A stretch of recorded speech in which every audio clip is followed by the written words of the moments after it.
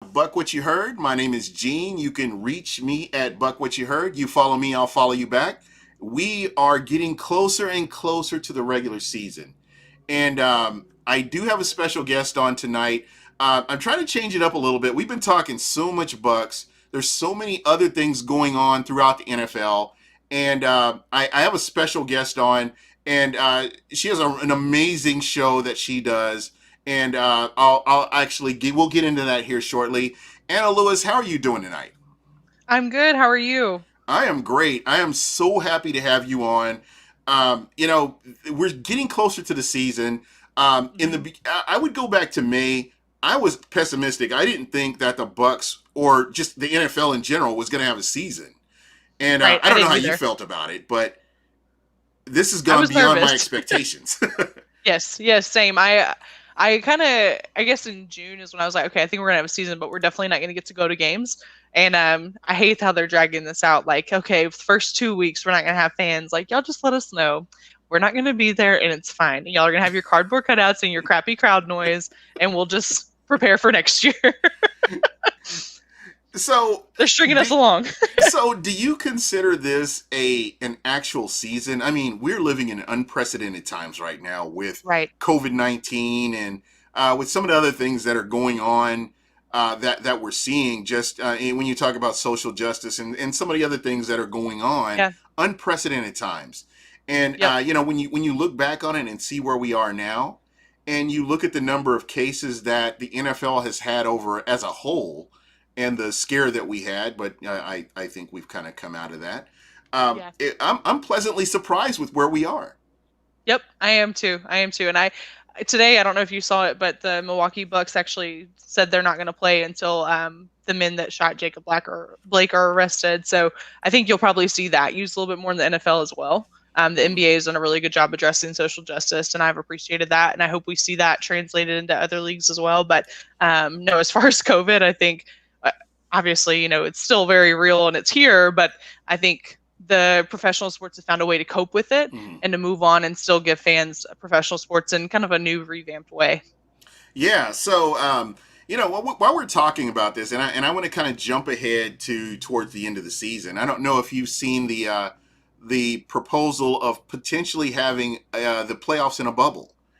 Um, Yes, I have seen that. Now, in the beginning, I laughed at it. I kind of scoffed at it, and I was like, "Yeah, whatever. That's stupid. Why would you have it in a bubble when you're playing the whole season?" But Right. when you think about it, and how much money this generates,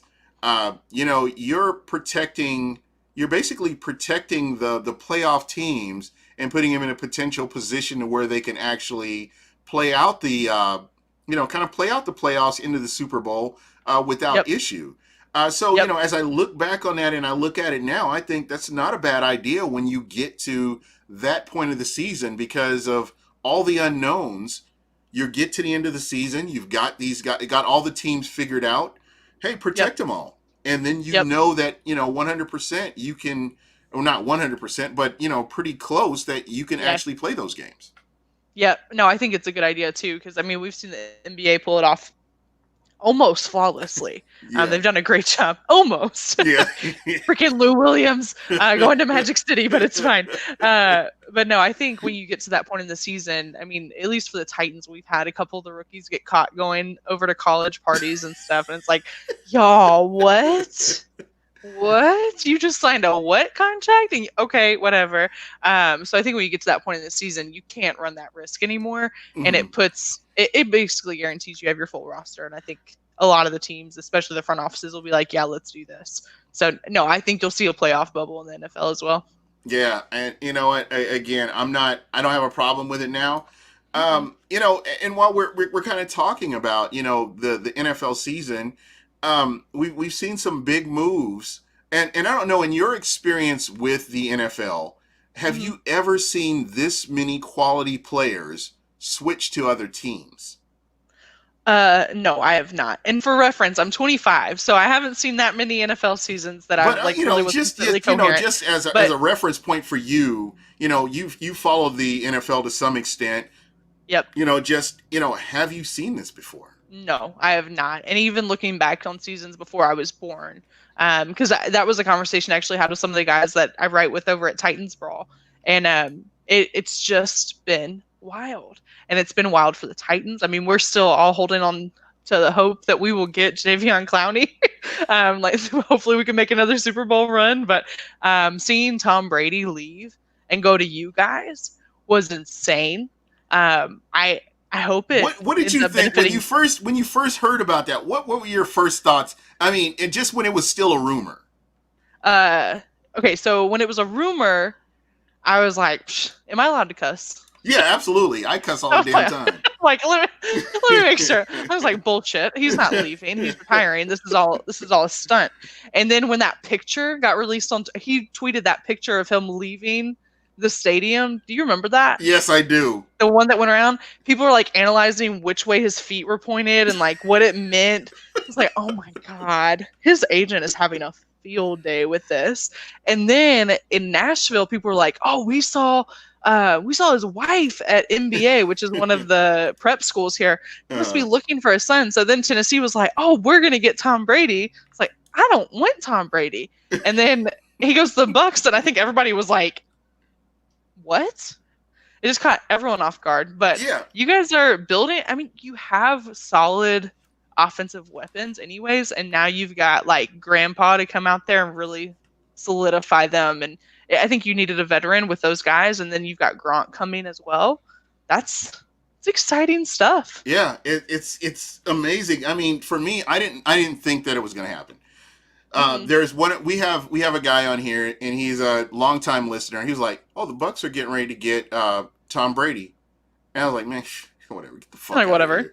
Get the fuck out. I mean, I was muttering this under my breath while he was. I'm like, "Okay, yeah, whatever, dude. Miss me with that shit." And then, Right. and then, a little bit more. He kept saying it week after week, and then finally, they signed him, and I was like, "Okay." Reality, and just to kind of give you a snapshot of what happened, reality didn't hit me until maybe 3 weeks ago. Because Oh, because I've never liked Tom Brady, and it's yeah. no secret at all. And No, I so understand. I'm the so it's Oh, I no get it. secret, no secret at all. And so I was just like, you know what, okay, when it happens, if it happens, it happens. If it doesn't, it doesn't. I'm not gonna really trip Right. about it. And so I was like, man, this could happen. This might happen. Yep. This may happen. And then when it does, you're like, wow, man, that's crazy. Here we are. Yeah. And I don't think anybody thought that it was going to happen. and to me, I think, and I've talked about this ad nauseum, that it could be, it's all about legacy. It's about, okay, this is my legacy. And, this is, I want to prove that, it wasn't Bill Belichick. It was me. Yeah. And that's kind of where I'm at with all this. And so now we have Tom Brady here, and it's like, what is he going to do? I mean, what he's done so far has been just been amazing. Yeah. It really has, just everything that he's just been able to accomplish. So, it's just, I really don't know how else to really describe it. It's been interesting to see how all this is played out. And, we'll just kind of have to wait and see, what eventually happens here. Yep. I will be watching more Tampa Bay football than I probably ever have, just because I'm curious to see, like, was it Tom? And I do think Tom is a once in a lifetime talent. Yeah. Very, very high football IQ, very talented player. It's crazy to think that he went as late as he did in his draft. I think Bill Belichick is also a phenomenal football coach. I think it was a marriage that had to happen.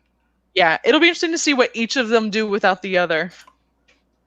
Yeah, So, again, you've got Cam Newton over in I shouldn't be saying that. Cam Newton over in New England, Yeah. and it's going to be interesting to see what he does with what he has. Yeah. Did you see the picture that Julian Edelman tweeted out yesterday of him in the Batman costume and Cam and Superman? I was like, y'all needed to put this to scale because Cam is a little bit bigger than Julian. Exactly. Just a little bit. I laughed out loud when I saw that picture. I was like, oh, this is little man syndrome. That's That's But no, exactly I'm what it excited. is. It So is. I'm excited to see what Tom does with you guys, and I've never really felt one way about the Bucks or the other. It's just you guys are kind of there. You've never yeah. really had an issue with the Titans, so Well, respect is let respect. me And ask you this because we were kind of joined at the hip with the Tennessee Titans when you think yeah, about Marcus Mariota being drafted, and then um, you look at Marcus Mariota, and you look at Jameis Winston when he was here, yeah, and that argument to this day is still going on. yep, yeah, it is. I'm not gonna lie, I'm not the biggest Jameis Winston fan. I just had an issue with a lot of his personal problems he had going on. So Hmm. I was not upset that we didn't pick him up just because whenever there's a player that the Titans have a certain culture that, and especially in Nashville, people here are rough. We don't have a ton of fans. Like, we don't have the Patriots fan base or the Green Bay fan base or anything like that. But the fans that are here are very loyal and they care about who the players are as people, and I don't think Nashville would have received Jameis well because I wasn't going Really, to. Yeah, and I do think that and Marcus I Mariota has. understand. You know what? Yeah, 100% understand that, yeah, and I understand why. And yep, one way or the other, I cannot sit here and be critical because I would be a hypocrite if I even remotely did that. sure, sure. And then getting Marcus, I mean, people here are still butthurt about him leaving, and it's like, bro had to leave. Like, he lost his starting job, his contract was over. He wasn't going to see the field again unless something terrible happens, which we put all of our money on Ryan Tannehill, so let's hope nothing bad happens. But people here love Marcus, and you will see fans wear his jersey for probably the next 15 to 20 years because he was a culture fit for the city and for the team. So I I think it see. worked out the way it needed to for the fan base. But for the team, I don't know. I don't know what Jameis would have done here. I think he could have been lethal, but he also had some rough seasons. So Yeah, did he go what absolutely. 16 touchdowns and 16 interceptions last year? Is that right? It was Or more? 33 touchdowns and 30 interceptions, and Okay. he threw for 5106, I believe. Okay. Yeah, I think the last time I again do not keep up with Tampa Bay as much as I should, especially I should have like recapped a little bit more before I came on your show today. No But worries. I knew you would know the numbers. Yeah. But when I was checking, and I guess it was probably week 9 or 10, he had the same amount of interceptions as touchdowns, and I was like, yeesh, like, oh no. So um yeah, I think you guys will like having Tom Brady just a little bit. You know what? Just already, it's incredible what he's been able to do already, Yep, and it's pretty exciting just to kind of see that this guy has come in and this is what he's doing. for sure. Sorry, I have like got a Oh, cold today, oh, I so know lots that, of and I water. know that you've been working out, and I feel horrible. I went Don't, out. I don't. went out and I because we're social distancing. I work from Right. home, so I was looking at getting a Peloton, and I was like super Okay. excited about getting a Peloton. And then my wife, she was telling me, well, you need to look at this Nordic Track bike. So I went online. I'm looking at this Nordic Track bike, and I'm like, this bike has incline and decline. It's like, and then you have all these different tracks that, or these different routes that you can run or go on. Um, you like you're cycling with a group of people, and so Oh, I that's so cool. yeah. So and I was like, okay, so I'm going to try this, and I'm telling you, man, it's probably one of the better investments that I've made is to be able to do that, and Good to know. yeah, I can tell you right now, it is definitely worth it if you're looking at if that's the way you're looking at going, that is definitely the way to go. That's good to know. I've had several friends say that. So you're just like the fifth person to tell me that's the one you would choose out of those two. Oh, Interesting. absolutely. I hate cycling so much. I've got bad knees and it just they pop every time I come around. So it's just Uh not a fun experience. huh. I also just hate cardio. It's fine. Yeah, I know, man. It just drives you crazy. Yep. So It's so so bored. for me, so when you were telling me about the gym, I was like, oh man, she's shaming me. She's going to the gym, and No, I'm no, not no. doing So anything. actually I'm in physical therapy right now because we thought that I tore my ACL or MCL. I play soccer and I'm a goalkeeper and I just play in an adult league in Nashville.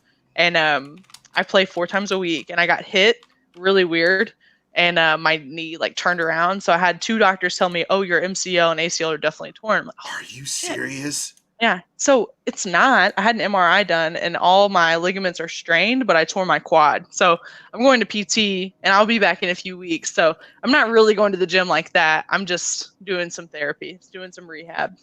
Well, that is great.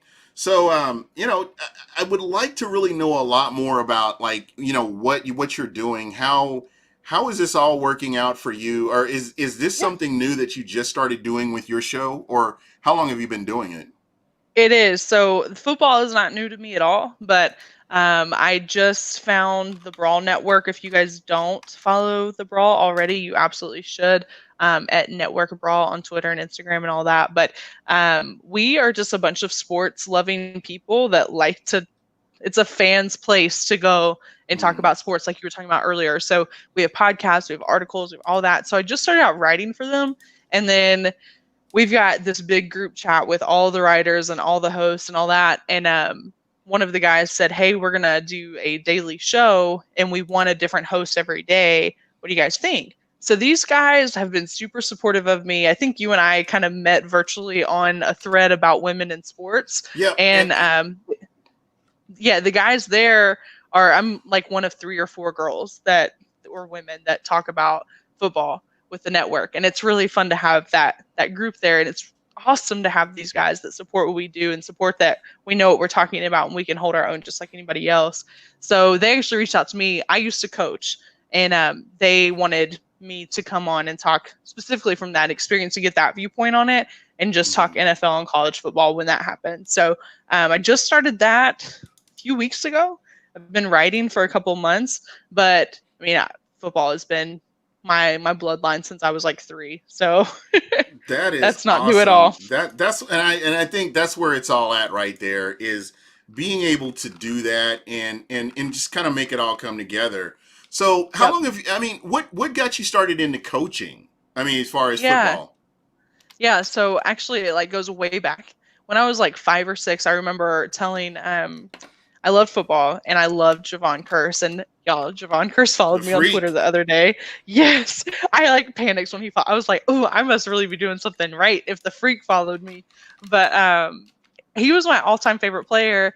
And I remember telling my dad, I was like, I want to play football and I want to be Javon Curse. Like I want to be the first woman in the NFL. And my dad was like, okay, like calm down.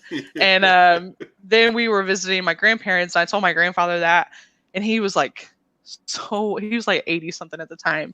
And I mean, I was a little girl, I'm the youngest one in that family. So he was like, that's a guy sport. Like, you can't do that. And I was like, okay, bet. Like, all right. So I tried to convince my parents to let me play football, and they wouldn't. They just like weren't comfortable with me doing that. I think they didn't want me to be like bullied in middle school for being a girl playing football, but they also didn't want me to get hurt. They were like, "You can be the punter." I was like, "I'm not being the punter. Like, I want to Yeah. hit somebody." Um, so I never got to play, but just having that conversation with my dad and having that conversation with my grandfather, like I told my grandfather I was going to do something. And when I went to college, I first went to Indiana University up in Bloomington, and I was on the women's rowing team up there. I ended up hurting my back, so I transferred back home to Tennessee, and I met one of the guys that plays on the team, and I actually like was just talking to him in the lunch line, and he was talking about how their coaching staff needed some more analysts, and I was like, oh well, I would actually love to do that, and he was like, Mhm. why don't you come meet my coach right now? So within minutes, I'm like over. It's my first day of school too at this new school, and we go over to the football stadium. I'm talking to the head coach. I'm talking to the defensive coordinator, and they bring me on as a defensive coaching assistant. And I was the first woman in the NCAA registered as that. So it was a pretty cool experience. I mean, I left for a variety of reasons. There was some turnover in the coaching staff, and I graduated, so I was done with school there. But I wouldn't trade that experience for anything. And I So, learned so much about the game. so this and this is where I'm really excited. Okay. For you, film breakdown, film study, Yep. that kind of Yep. thing.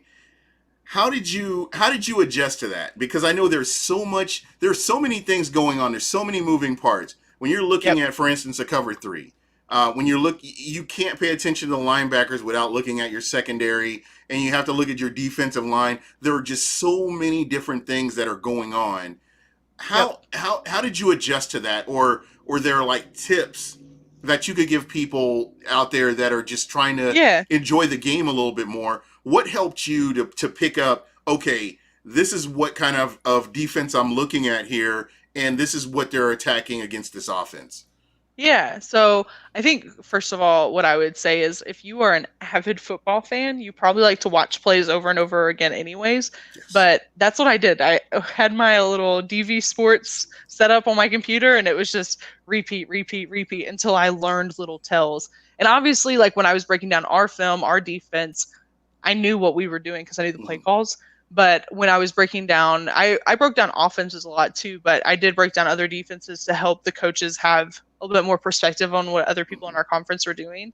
And you just learn certain players have little tells Yeah. on what they're going to do. So, my big thing to look out for, because I worked specifically with linebackers and defensive ends, and mostly defensive ends on pass rush.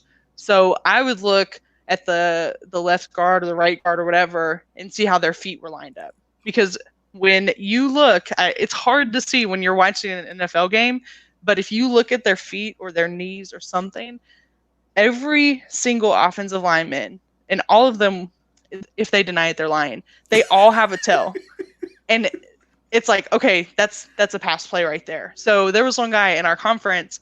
He played for Jackson State, something like that. I think it was Jackson State down in Georgia. Okay. He would stand like he was more. He was the right guard, and he would turn more to his right if it was a pass play every time. So it was my job to go tell the coaching staff that, to find it, because they didn't want to find it. They didn't want to spend the Mhm. time to do it. I broke down film for 70 hours a week. So I just Jesus. watch stuff over and over and over again to try to learn those little things. And now when I'm watching it, I can kind of see it. But even today, I mean, I have to go back and rewind stuff if it's really something that I want to break down. By the way, I do think I'm going to hop on. The Brawl Network wants me to do some film breakdowns on their YouTube channel. So when I start doing that, I'll let you know, Gene, Yeah, so you can see please, that. please let me know. I am, like I said, I am so interested in getting better with this, and Yeah. I think this is amazing. I mean, just what you're saying.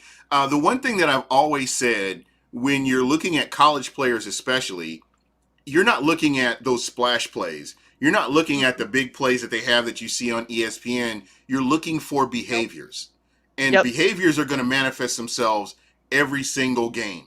You're going to see Yep. those behaviors. And eventually, when you look at enough of them, you get an idea, okay, this is what they're going to do. This is what they do all the time. And this is what you look Yep. for, even with draft picks. I know Yep. that, and I talked to a guy who was a scout, and that was his main thing was you're not looking for all these big plays that you see on ESPN. You are Not at looking all. for behaviors. How are they setting their feet? If there is a pass play coming, if there's a run play coming, they're going to set their feet. You can look at their hips and tell which way they're going to Mm-hmm. go with their hips. So just a Yep. lot of and again, you know this better than I do, but there are certain nuances to to football that you have to pick up on, and you're looking at film for about 70 hours or more. That's what it comes down to. It was so much. I'm glad I don't do that anymore. It was so much, but it was a lot of fun, and it was really fun because like I loved the guys that I worked with. They were Mhm. awesome. They're always very supportive of like everything that I did too. So they're all jazzed that I'm doing a podcast about football. They're like, thank God, like you're doing something about football. But they would come in, like I'd be working in the office, and they would come in and be like, okay, so what do you have for me today? And it's like, oh well, number 77 does this every time. And I would just have like sections ready to Mhm. go ahead and walk them through. And it really, I mean, it improved not only their game, but their football IQ. And they started Yeah. looking for that stuff themselves, which was good because that's ultimately what you want as a coach. You don't want your players to be so Mhm. dependent on you. You want to equip them with the tools to be better on their own. So it was fun. I love it. I love watching people improve too. So Yeah. it's, I miss it. I really do. Yeah, and again, here we are, you're doing a podcast for, the Tennessee Titans, and Yep. you're actually, I'm sure you're looking at your whole division as a whole, because I think that's the path to getting into the playoffs is Yep. beating players or beating teams within your division. So That's important. And Yep. Yep.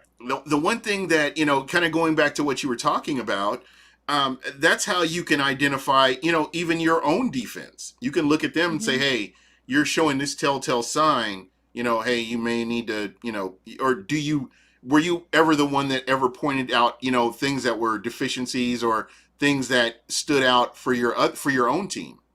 Yep, I did. And that was part of my job. So on like Mondays, I think it was Mondays and Wednesdays, I specifically did offensive breakdowns for the next couple teams we were playing. And then Tuesdays was a day that I would prep for meetings with the guys individually to let them know kind of what things they could be working on. And for some of them, it was like some of them would make direct eye contact with exactly where they were going. Like we had one guy that you knew he was going to rush. He was supposed to be doing a little bit more of a sneak as a linebacker, and you knew every time he was going to pass rush because he would look directly at the center and then he'd look directly at the quarterback. It's like, bro, I need you to hide this. Like, this is a sneak attack. Let's calm down. But yeah, it's stuff like that. And then also, I think what I enjoyed more was you have those things. It's like, okay, yeah, you have these telltale signs of what you're going to do and everybody can see it. Mhm. But you can see that in any sport. But watching film of these guys, you see what their potential is and what they could do. For instance, I had one guy, and I'm actually really shocked that he didn't go to the NFL because he was 6'4", 250, ran a 4.2, and he was a defensive end. Are you Which is serious? just, yeah. Yeah. So I think he got hurt after I left. It was his first year there when I was there, and I was only there for 18 months. So I think he got hurt after I left, but he tried to use his hands for everything. And whenever I remember specifically one day we were doing a drill with the offensive line, Right. and they were just supposed to beat them. Like that was the whole objective of the drill. Both lines needed to win.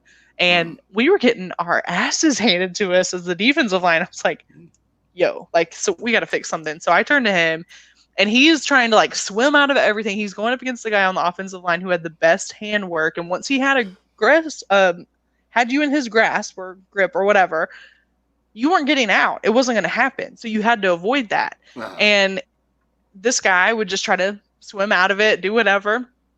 Never worked. He wasn't great with his hands either. So I looked at him. I was Is like, that coachable? It is.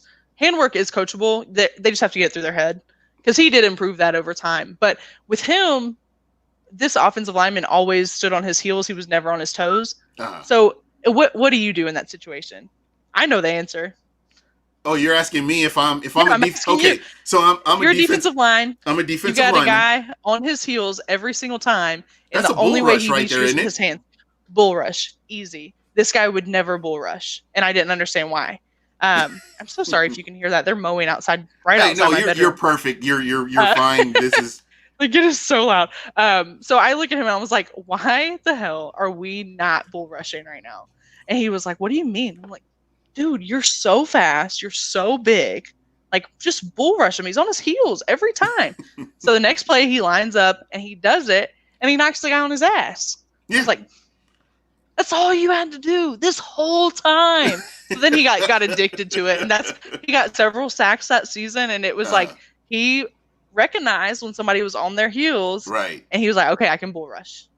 It's like he just needed that little bit of confidence, and that was my favorite part of coaching, was like just giving them, kind of being mama bear and like just giving them that little encouragement and being like, you can do this, and then watching them do it. It was really awesome. Man, see, those are the kind of things that I'm talking about. Somebody in the chat, Andy Finley, he's from Scotland. Okay. He's like a brother to me. I actually stayed at his house when I was over in Glasgow, and we've so hung cool. out. We hung out when he was here in the U.S. He was asking, what do you think about how did you feel when John Robinson came in, and how has he changed the culture of the Tennessee Titans? I love J-Rob so much. Like, nobody here even calls him John Robinson. He is J-Rob. He's J-Dog. Like, he's that guy. He has created such a fun, I mean, he's brought so much life to this franchise in the little bit of time he's been here. I have a friend that actually went out to Kansas City for the AFC Championship game. And I was talking to him the other day just about, random Titan stuff. And he had never shown his video before, but he got on a table and was like dancing with J-Rob in a bar. like the night before the AFC Championship. So, I mean, everybody here loves him. I think Yeah. a lot of fans are like kind of questioning some of the decisions he's made this offseason, specifically the Jarrell Casey He has trade. made that team competitive. I'm going to He say that. has. I'm going to, and just He as an has. outsider looking in, he's made that team competitive. Yep. I think getting rid of Fisher and then bringing in J. Rob and the things that he's done. These are players that are playing as a team, and Yep. that to me is more important than having a bunch of superstars out there Yep. here and there. You've got players they're all collectively buying They into the love each same other. thing. Yeah, and you're 100% right. When you have a group that loves each other the way these guys do, and they just have each other's backs 100%. That offensive line, Tennessee has been addressing the offensive line issue for 15 years. Right. It's They're getting been close. it's been a pain point. We've got some talented guys there. We lost Jack Conklin just because money, Yeah. but I mean it happens. But you have rock solid guys that are all pretty cohesive, and that unit I think is a really good group to watch if you're looking at I love Titans your offensive line depth in Tennessee. I think they've done a Yes. great job. And there are some players that, didn't get a lot of playing time last year, but I expect them to have, they have a year of the NFL under their belt. I expect to see more from them this year. Yep. And they play up. Like you'll see some teams play down to their competition, and you never want that. This team always brings it, and they play up when it's time to play up. And that's why you see them beat the Patriots. That's why you see them beat the Ravens. And that's why you saw them beat the Chiefs in the regular season. Nobody expected that. And that was awesome. That was a fun game. So I think that's why it's a lot of fun to be a Titans fan, and I'm a really big fan of J. Rob. So don't ever get that twisted. That's my guy right there. You know what? And again, just what he's been able to accomplish while he's there. I've always, when he was in Tampa, I always thought that he was a very, very talented at what he did, and he needed that opportunity. And it was kind of sad to see him go. For sure. Andy was saying, I took J. Rob on a tour of London when the Titans came to the UK. Great guy, great family, really good friends of ours. We got to go on into the training facilities in Nashville, and he even changed that so much. And he said, and Scaffold was a huge pick. It was a huge pickup. Played great last season.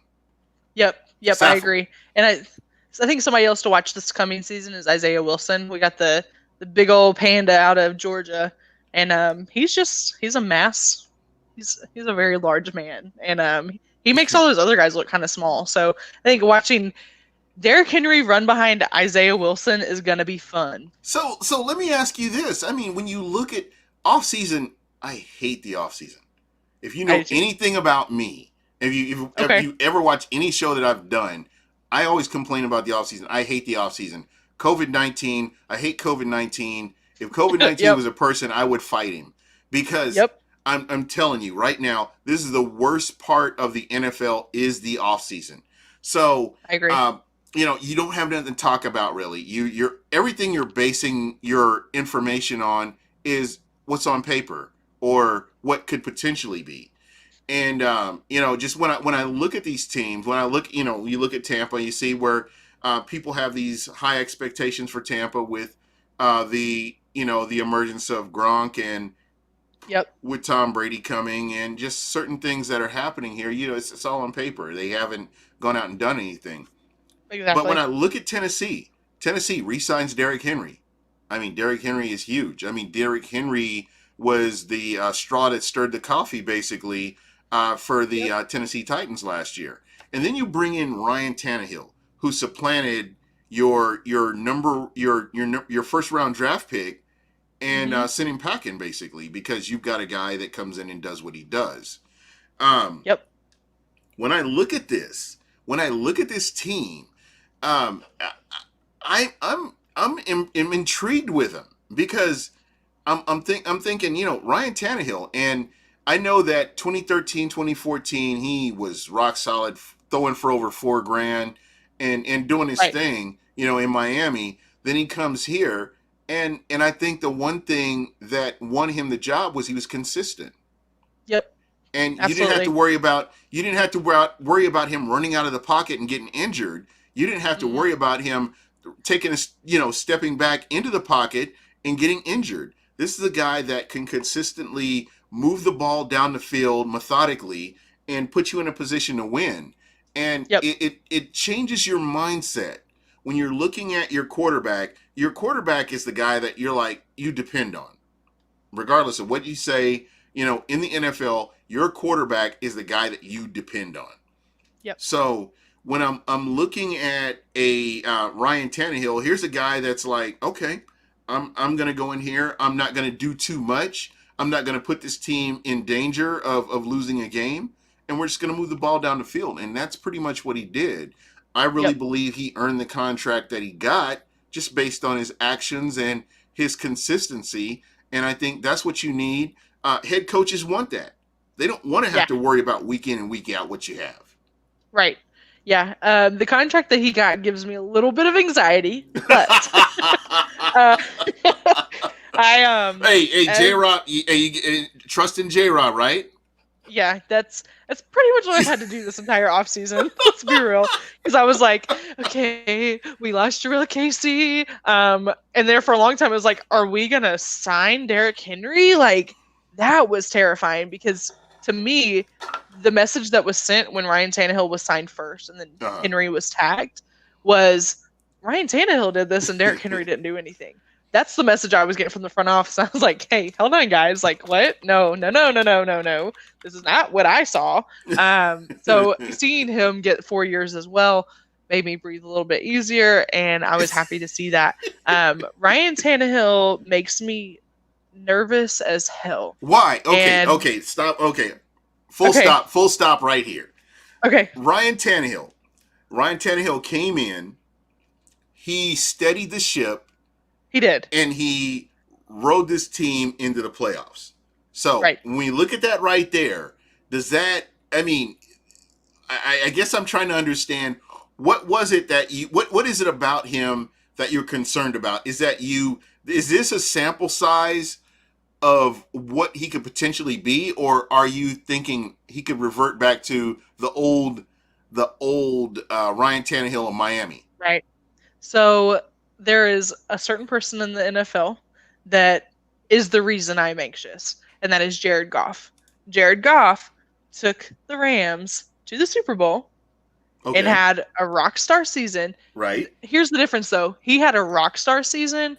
Ryan Tannehill had a rock solid season, a consistent season, steadied the ship like you're talking. And that's why I think that we won't see a Jared Goff happen. But Jared Goff got paid and then he sucked. So I'm really hoping that Ryan Tannehill doesn't get paid and then suck. Okay. So I understand that. So when Yeah. you think about now, let's kind of take a step back here. When you look at Okay. your wide receiver core and you look at your tight end core, Yep. and That's why I feel fine.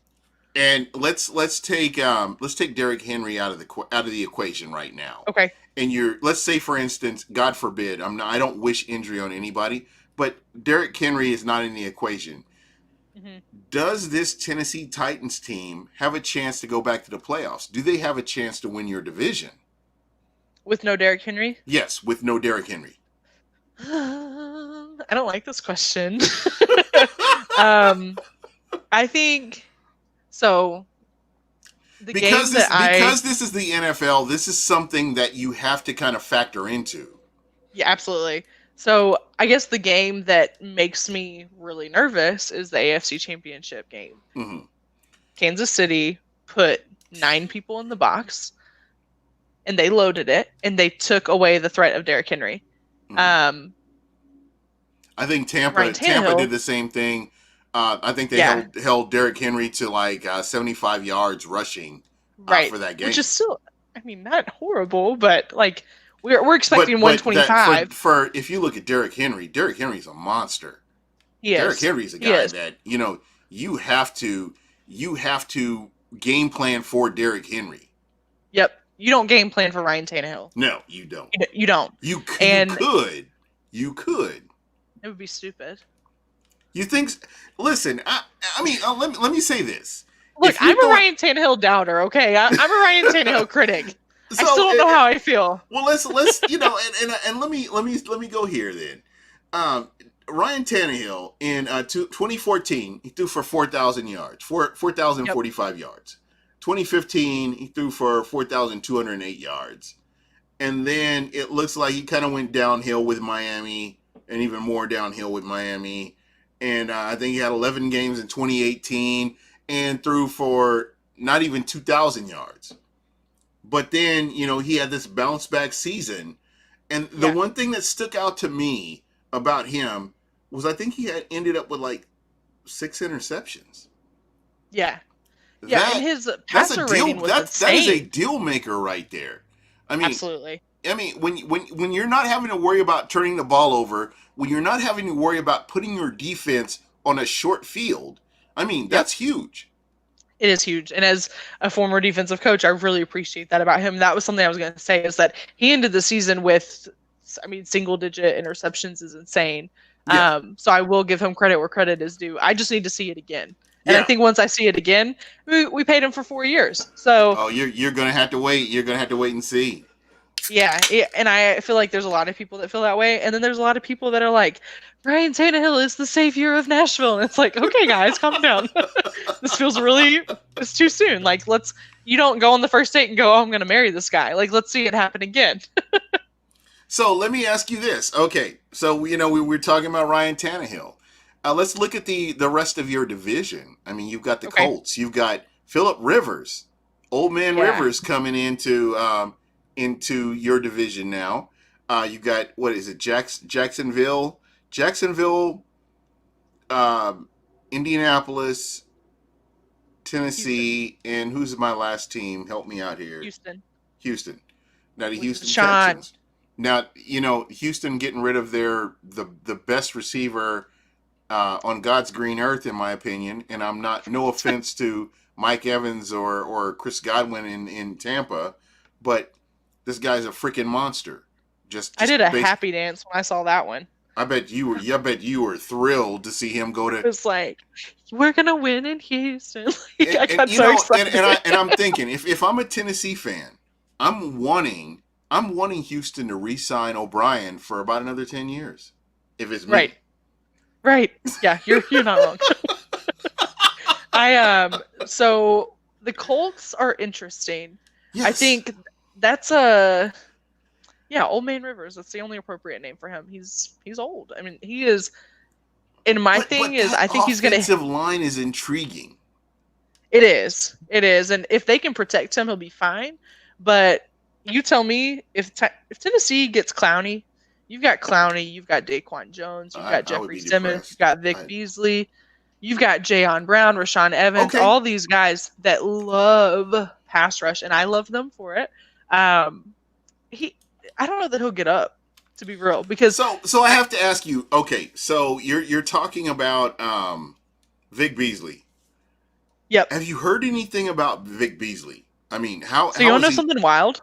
Okay, help me out here. When I went to get my MRI for my knee that I was talking about earlier, Uh I met Vic Beasley at my doctor's office. huh. And I was like, bro, what are you doing here? And he just laughed. And I was like, no, why are you here? And he was with a trainer, and they're like, we can't. I was like, okay, it's fine. Nice to meet you. Glad to have you in Nashville.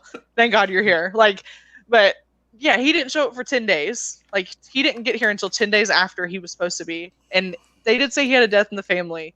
But then the day that he gets here and goes and reports for a physical, I'm seeing him at the doctor's office. And then 2 hours later, it's reported that he failed.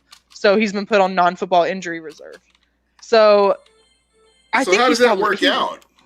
he was walking, so I don't know. I think he's fine, but not sure. Not sure what's up. Not they haven't. I don't think they've announced what happened.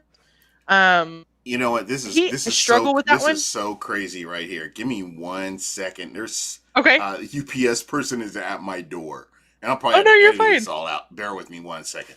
Okay.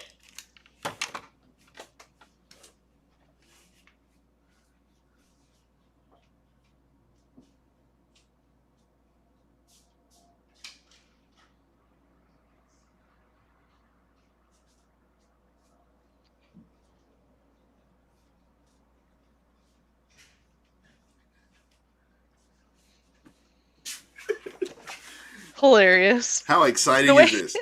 All right, I am back. the Andy way you said, were setting that up, like I was just talking shit about Vic Beasley, and I thought you were gonna go, guess who's on the phone? I was "No, like, no, I would never do you no. like that." No, Vic Beasley. When Vic Beasley was at was in Atlanta, I was Mhm. like, "Man, I can't wait for this guy to leave." I was thrilled when he I'm left. sure. It just Yeah. made all the sense in the world for him to leave. Yeah, and it gives me he's one that I have a big question mark next to as well because again, I just need to see it happen here under this coaching staff and with this team. So let But me ask you I this: mean, his passion for the game. what is it about Vic Beasley that you look at? I mean, I always heard the potential about what he could do in Atlanta, but we Right, never got to see that potential fulfilled. right. I think the big factor here is Mike Vrabel as the coach. And he's a He great defensive mind, and I'm not going to take he anything is away from him. I think that you could probably get more out of Vic Beasley with the Mike Vrabel than what you absolutely, saw in Atlanta. absolutely, and I think that's where you see it. So that trade made me nervous too, or that pickup, not trade. Just because Vic, his passion for the game has always been questioned, and the Titans don't have a culture that allows for that. It's like Hmm. you're here and you love it, and you breathe Titans football. Like Right. everything you do is Titans football. So to take in someone whose passion has been questioned since he got to the NFL, it was just kind of a weird move for me. And then he shows up 10 days late. He's gonna have to really like obliterate some quarterbacks this season for the Titans fans to get back on his good side. I I am more partial. I like the talent. I like the potential there, and So I'll what be I mean, as quick. far as camp, I mean, have we and because we Yeah. haven't seen a sample size of him in camp, I mean, what do you expect? What are your expectations from him? I think he's going to be out the first couple weeks. We haven't seen any film on him at all from camp, so I don't. I again, they haven't released anything on his non-football injury, so I don't know how long he's out. And I think maybe you see him pick up and hopefully really buy into the culture and get with that linebacker unit and fit with them and really jive with them. And maybe week 5 or 6, we see him have a breakout game. But where I don't know what that injury is, I don't even know when we get to see him. So when you step back and you look at his game film, when you look at his body Yep, of work, uh, how does a Vic Beasley fit into a Tennessee Titans defense? sure. So we needed an edge rusher. And we still kind of need another powerful edge rusher, and that's why everybody's excited for Clowney. I think you see Vic go into that role a little bit more.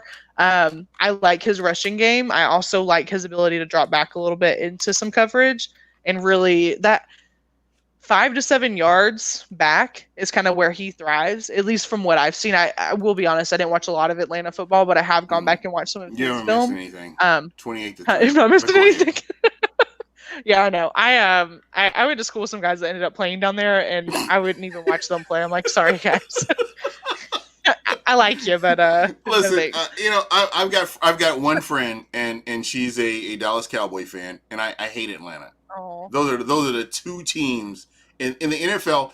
I can't even be mad at New Orleans. I know a lot of Bucks fans hate New right. Orleans. A lot of Bucks fans hate Carolina, whatever, whatever. Me, there are two teams in the whole NFL that I hate, and I want them to lose. If they played each other, I would want them to tie, and that's Atlanta and Dallas.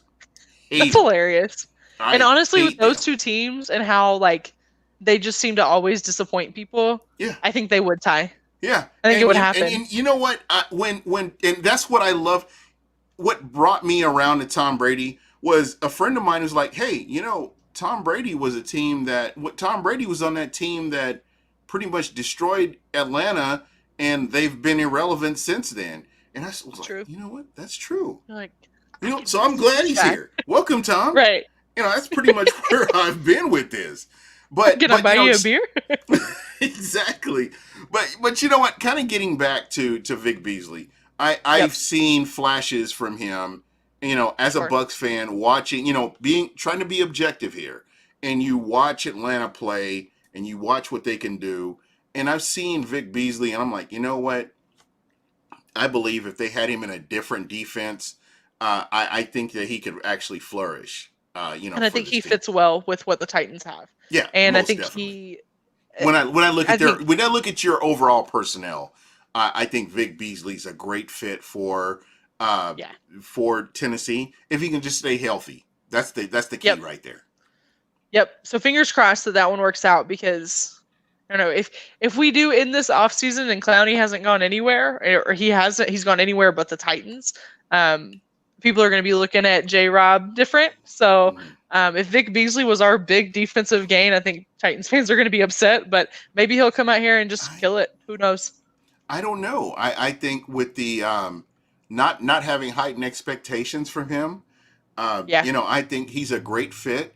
I think that he may have been a missing piece facing the Kansas yeah, City Chiefs last year. yeah. Um, Again, this team, slow and steady wins the race. I think Mike Hmm. Vrabel is a great coach. I think he's a great head coach. I do too. Defensive mind, and just what he's been able to do. And he's not like stepped out of his lane to try to make this overall team his own. He's depending Right. on his offensive coordinator and his Yep. scouts to get the right players in. So I Yep. really Absolutely. believe, just what I've read and what I've watched. I think Mike Vrabel is a good fit for Tennessee, considering that you had that idiot Fisher for I don't the fraud. He was a fraud, Yep. and having him I for don't all like those him. years. Yeah. I mean, he had one of the best Titans teams here. And he didn't do anything People with it. exactly, and people like to go, well, that's when we had Eddie George and Steve McNair, and blah blah blah. Like, Blah yeah, we had blah blah. Miss me incredible with that. players, but he didn't. Mike Vrabel would have taken that team to Super Bowl You three or know four what? times. Jeff Fisher had excuses. That's Yeah. all he brought you every Yep. year. And you know what? He's always a fraud, and he showed what he was when he went to another team and did the same thing. Yeah. Destroyed their team, Yeah. even worse So than what it so I was. mean So when you look at Tennessee, his he hung his hat on going to the Super Bowl. one time, Yeah, in the what was that early 2000s? it was 2000. Yeah. Jesus Christ, don't Yep. remind me. I remember now. I remember why I remember too. The Bert Emanuel catch that was called back. Yeah, that's Yep. sore subject with me. But anyway, Yep. I understand. I understand. Well, hey, my number one argument against people because there are a lot of Nashvilleians that love them some Jeff Fisher, and I don't get Jeff it. Fisher's an idiot. Um, Yeah, I agree. So I'll go, hey, you remember when we had this guy named I don't know, Randy Moss? Remember how much he played? Oh, he didn't? Got it. Yeah, he was a great coach. Exactly. Like what? And that it's almost a labor of love at times to Yeah. be a Tennessee Titans fan, much like Yes. being a Tampa Bay Buccaneers fan. Oh, I'm sure. So We can relate heavily on that. so yeah, and I'm sure for your team, it's important that you have that sort of what do I want to say. Just every year is our year, Yep. and Yeah, think I that's think it's important. yeah. And I think last year it sucks that COVID happened when it did because I think what they did last year, a big issue that we've always had in Nashville is not being able to fill the stadium. And it sucks because I go to every game. So you'll Are you a go and season ticket holder? I'm not. I'm a Shame on you. cheap bastard over here. I know people that work in the office, so I get to go to some of the special events, and I just go and buy the super like last minute tickets on the sideline, like right behind the bench, because I get them for like $150. Where to be a season ticket holder, You it'd don't be have like to. ten You don't thousand have to dollars. reveal your secrets. I know you. I'm like, no, it's fine. I'll let you guys know. Do that. Do that.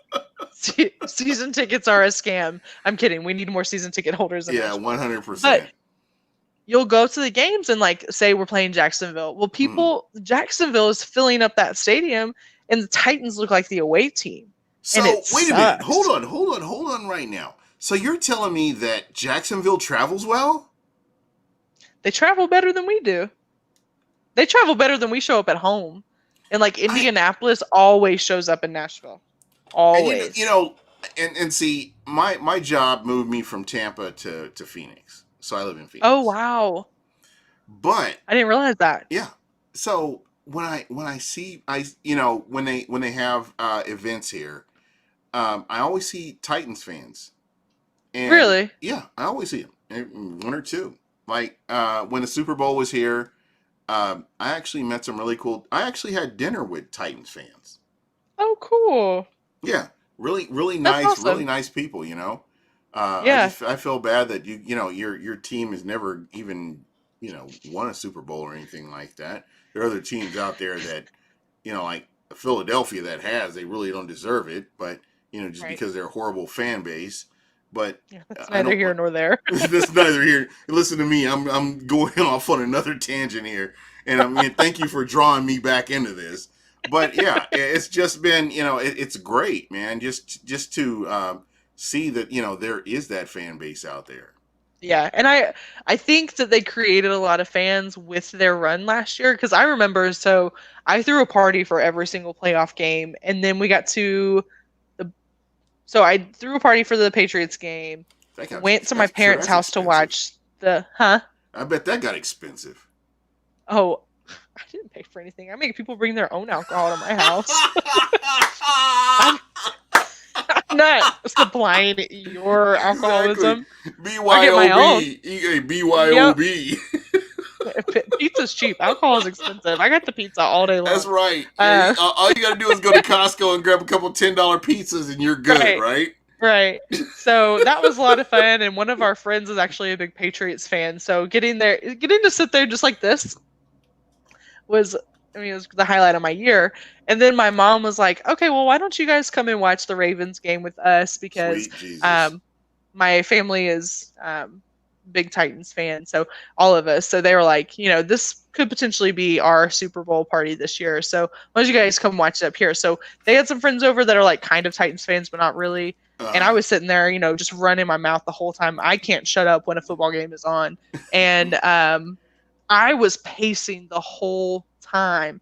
But there were like 10 people there that weren't really a fan of any team, and they mm. became Titans fans after watching that. Because it was just, I mean, that moment of watching Earl Thomas get turned into a blocker was a moment of beauty. And I just want it printed and put up on my wall. I mean, I'm it glad was you brought beautiful. up Earl Thomas. That's the beauty of this show. Segues. We have Just segues keep here. going. We Yep. have segues here. Yep. We got another Hey, segue he, right here. So, yeah, I got to go to my Twitter and vote on Clown of the Week because he's winning right now. so I have to ask you: is it possible that Earl Thomas ends up in Tennessee? I hope not.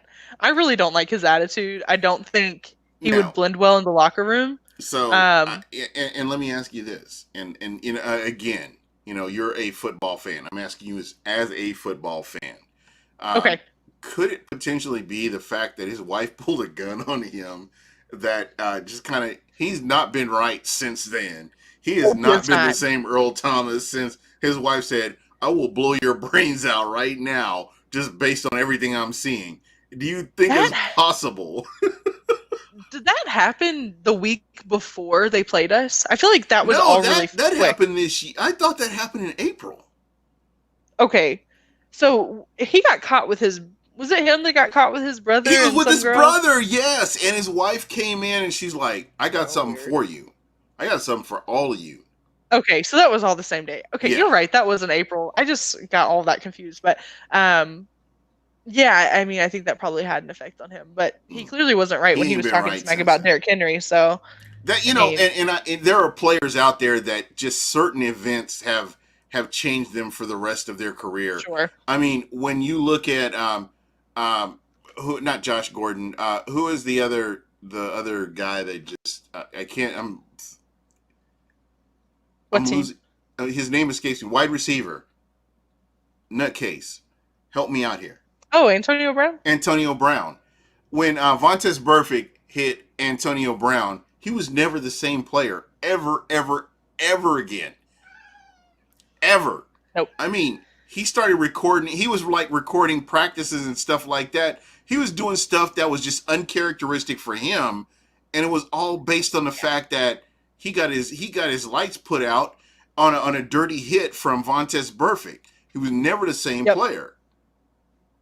Yeah. And I I don't know. He always was a little crazy, but But that sent not him to over the the edge. extent. Not if you take a snapshot of his career from beginning to where he is now, and you look at Right. everything, he did not start declining mentally. That was a turning point. That was the turning point. Absolutely. Because Absolutely. I And went back and I looked and I looked and I looked and I was hoping I was wrong, but it was that dirty ass hit that he took that yeah. put him to the trajectory that he is now. So, maybe that is what it was for Earl Thomas. He just couldn't handle having a Yeah. gun pulled on him, which, I probably couldn't Yeah. either, but Well, you know picking a what? fight with a If you teammate, listen, I'm going to put it this way, and listen, I'm not a saint. I'm not, nothing like that. But I'm just saying, sure. if you disrespect your wife like that, like he did with his brother, and he's got all these women in this room, I mean, what do you expect to happen? There are some women that Exactly. just get fed up, and she's from New Orleans too. She ain't playing around. Uh, nope. So he's an idiot. I've never Yeah, liked him, still don't like him. yeah. And if he ends up in Tennessee, You know what? I I'm gonna I hope he go. doesn't play. Here's my hot take. I think he ends up in Atlanta. Hmm, The Legion of that's fair. Boom. If you think about this, what is their head coach? I can't think of the head coach of Atlanta right now, but I really believe that when the Legion of Boom and all that good stuff, when they were putting all that stuff together, the coach for Atlanta was the defensive coordinator in Seattle, and I Mhm. think it makes sense that you would bring this guy in to see what he can do. That's just my Yep. personal opinion. See, I think he'll end up in New England purely because Bill Belichick likes to take all the bad The kids in school outcast. He's and he's try them taking out. up the moniker that Al Davis had back Yep. for the Oakland Raiders. Yep. So we'll see. We'll see. But hey, I'm happy we don't have to see him in week 13. So Earl Yeah, Thomas is a good player, but no he doubt, did get no doubt. embarrassed by the Titans, and I Oh, loved they turned every him second around. of it. What was that? What is that Literally. song from the '80s? You turn me right round or something like that. They Oh my God. basically did The that the too. Flow Rida song. Yes, I need that to be a meme now. Like I need the video Exactly, to that song. exactly. I have to say right now, Annie, this has been awesome hanging out with you, and we've been just Yeah. talking football. I mean, just in general. I mean, Yep. these are things that this is what makes the podcast fun. Just being able to do stuff like this, and Yeah, no, I've had a blast. yeah, and you know what? I try to be as harmless as possible, and what I would like to do now, just while we're getting ready to, we're kind of warming up to this here, because I know Oh that we do no. have the hot seat here in just a moment. But Oh Lord. when you're looking at your division, Hmm. is there anybody that kind of stands out to you As a team as a or team, individual players? as a As a team, as team, a team?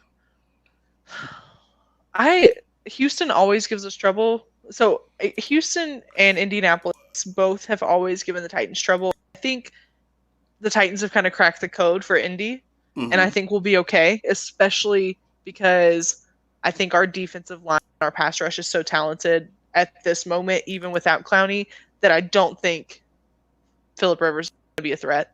Which that's aggressive, and that's a very aggressive claim. But I don't think it's really going to be an issue. Um, And I have to ask you. I mean, is this something that you're like your expectations of what they could potentially do? Is that kind of what this is based on? Yeah, so this is me looking at what John Robinson has decided to build, and that's a young, explosive defense. And almost everything the way I look at football, and this is just because of what my background is, I Hmm. look at it through, can my team stop your team? And if they can stop your team, then I know my team can score. It's pretty much how I look at the way the Titans play. So I feel confident that my team can stop Indianapolis. They did it twice last year. I know we lost the first game to them, but we again had a quarterback change, so that makes a big difference. Houston, even without DeAndre Hopkins, still makes me a little nervous just because we've Why? always struggled Well, with Deshaun okay. Watson. I have to ask, why is that? I mean, who do they have that makes you that concerned? I think Deshaun is talented enough on his own that he's a threat alone. And I know you have to have receivers to throw to, Deshaun is going to make plays. He's going to make Right. it happen. He can place the ball beautifully. And when you have a quarterback that can do that on the run, that's scary.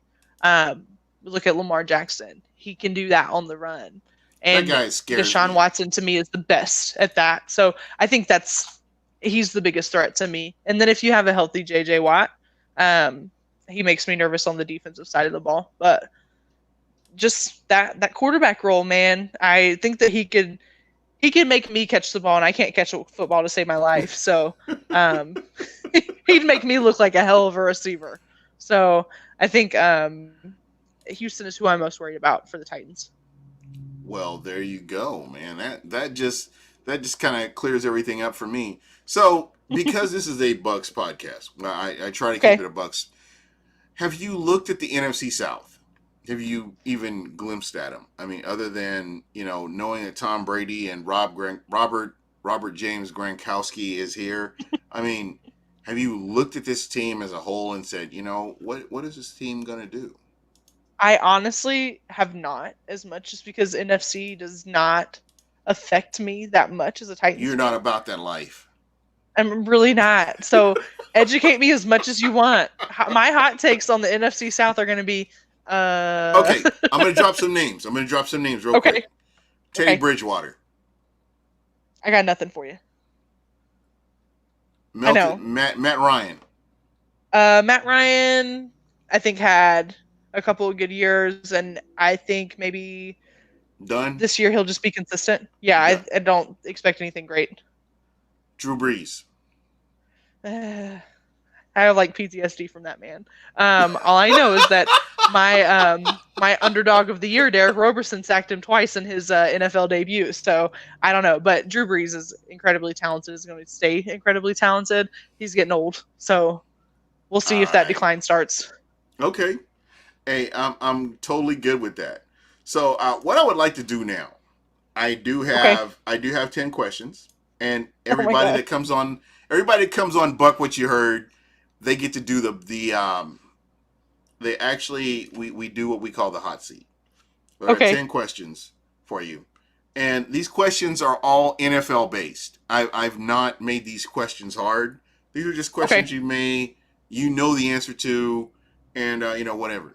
So these questions are related to the NFL, and also there could be questions regarding the regular season, and we'll just kind of see how this all plays out here. So what I'll do, how this works, I ask you the first question, and once I ask the first question, I will start the timer. I think you can kind of see the timer. It's kind of bootleg how I have this all set up, but we'll make this work out. We'll make this work as good as we can. So there will be questions about this and about the NFL and anything related to football. I mean, even going as far as possibly fantasy football. So, that's the kind of. Are there right and wrong answers? You have me so scared. No, there are no right and wrong answers. These are just answers that you are going to give to Buck What You Heard. Okay, cool. So I panic in like high pressure situations. So no, this should be really fun. You're going to do fine.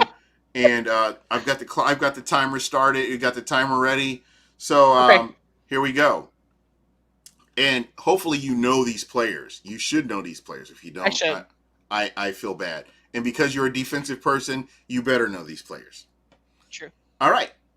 And so I'm going to ask the first question. And this is related to the Tampa Bay Buccaneers.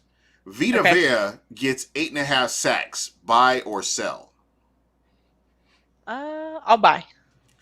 Devin White and Levante David make it to the Pro Bowl. Buy or sell? Buy. The Bucks offensive line will open holes in the running game. Buy or sell? Sell. Hold on, can we pause the timer? Okay, we can pause the timer. We can. Okay. Buy or sell is me saying true or false. Yes, I agree with these statements. And you know what? I'm going to restart this for you because you are new to this. Buy means, I believe it. Sell means, no, you're out of your damn mind. Okay, I figured. I just wanted to make sure. Okay, and I'm sorry I didn't share that with you. That kind of falls back on me, and I don't want to be accused of cheating here. do not want to be accused of cheating here. All right. So we're gonna start over. In the you're the first, and just hopefully you'll come back on the show again. That's the only reason I'm doing this is because I'm hoping you come back on again. But anyway, I'll be back. all right. So first question: Vita Vea gets 8.5 sacks or more. Buy or sell? Bye. Devin White and Levante David make it to the Pro Bowl in 2020. Buy or sell? I'm gonna change my answer myself. I don't know if both of them do. Okay. Bucks offensive line will open holes for the running game. Buy or sell? Sell. Earl Thomas to Atlanta. Buy or sell? I'm gonna buy. I'll buy that. Buda Baker, highest paid safety in the NFL. Thumbs up or thumbs down? But thumbs down, Kevin Byard all the way. Miami quarterback Tua, offensive rookie of the year. Buy or sell? Buy, because that's how the NFL politics work. Who is the best quarterback on a new team?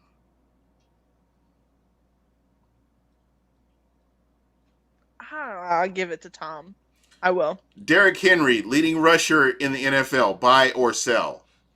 I'll buy that shit all day.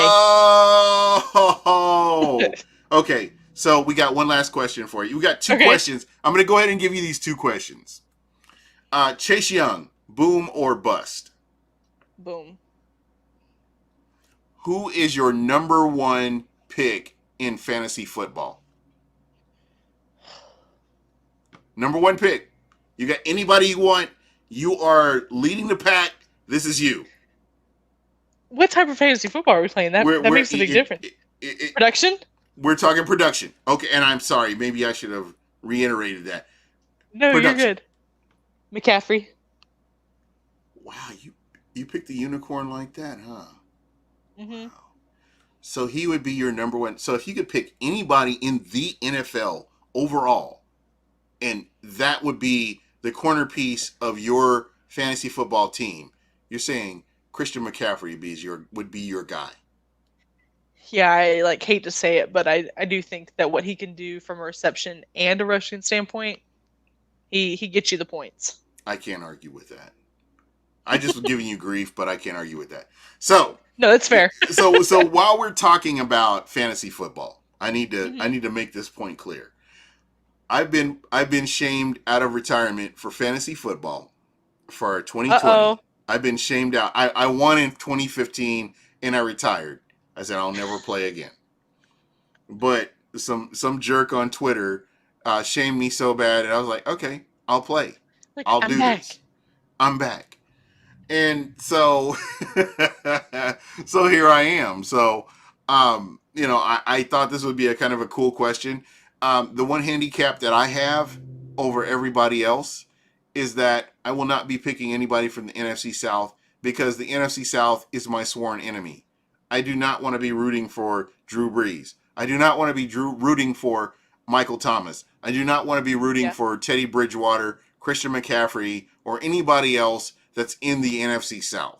To me, that's hypocritical. Yep. And that's I can understand that. And that is the reason that I stayed away from fantasy football, is that very, very reason.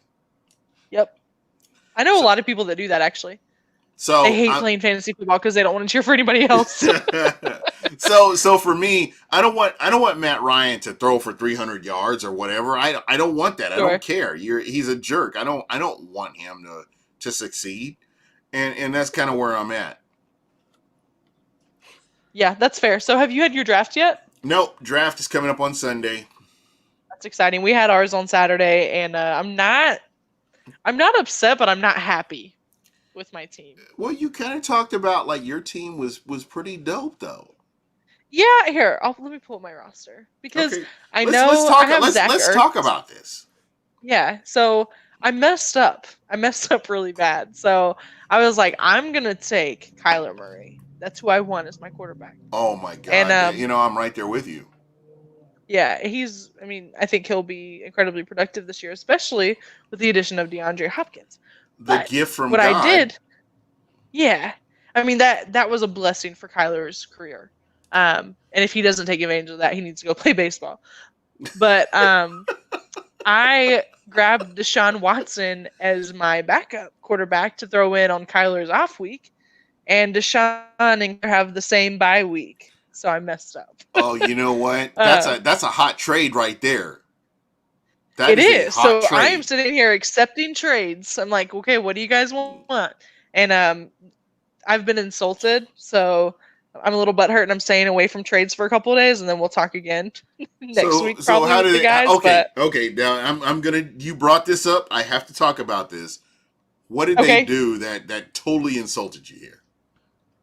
so let's see. One guy said, "Okay, I'll take Kyler Murray," which Deshaun Watson is projected to produce more points each week than Kyler Murray. So I was fine with keeping Deshaun Watson. This Mm. guy said, "Okay, I'll take Kyler Murray." Julio Jones is also on my roster.